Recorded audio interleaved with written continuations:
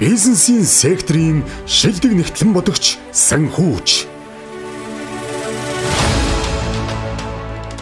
Апу трейдинг компани ерөнхий нэгтлэн бодогч Гомбогийн Ариуна. Завхан аймгийн Цэцэн улс өмнө төрсөн Завхан аймгийн Улаастай хотын 3 дугаар сургууль 2003 онд хөдөө аж ахуйн их сургуулийн эдийн засаг бизнесийн сургуулийг нэгтлэн бодогч мэргэжлээр төгссөн. Монгол улсын мэрэгсэн нэгтлэн бодогч татврын мэрэгсэн зөвлөх 2004 онд Апу трейд компанид падам бичигч нэгтлэн бодогчоор хөдөлмөрийн гараа эхэлж 2007 оноос одоо хүртэл Апу трейдинг компанид санхүү эрхэлсэн захирал ерөнхий нэгтлэн бодогчоор ажиллаж байна.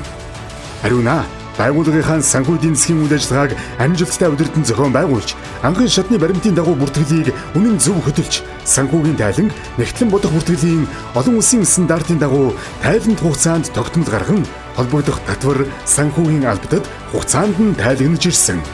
Бүртгэлийн үйл ажиллагааг хэлбэршүүлэх чиглэлээр шинийг санаачлан, параметралын орлого зарлагыг цаг тухайд нь бүртгэж, холбогдох журналын бичлэлтийг хийдэг болсноор тайлан тэнцэл хугацаанд гарч параметралд тавигдах хяналт дээшлэн энэ хэмжээгээр компани эргэлтийн хөрөнгийн эргэцийг сайжруулж бүртгэлийн хувьд улам боловсронгүй болгосон.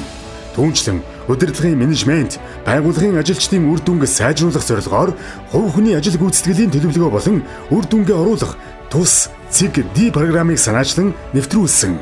Robotic Process Automation-ыг өдөр тутмын давтамж өндөртэй ажил нэвтрүүлснээр ажилчдын бүтээмж нэмэгдэж илүү цагаар ажиллах хэрэгцээ буурсан. 2024 оны байдлаар үүн дээр нэмж 35% автоматжуулалт хийсэн ба ажлын цагийн ачаалал 20%-аар буураад байна. Түүнчлэн Апу трейдинг компани болон групп компанид нэгтлэн бодох бүртгэлийн бодлогын шинжилэл хийж, групп компани хэмжээнд авлагын журам, зээлээр борлуулалтын журам санаачлан боловсруулж мөрдүүлсэн нь авлагын бүртгэл, авлага барагдуулах харилцааг зохицуулж байна. Мөн санхүүгийн газрын шинэ ажилтны ажлын заавар, гарын авлагыг гаргаж батлуулснаар санхүүгийн ажил гүйцэтгэхээ бүртгэх болон түүнтэй холбоотой системүүдээр ажиллах боломжийг бүрдүүлж өгсөн.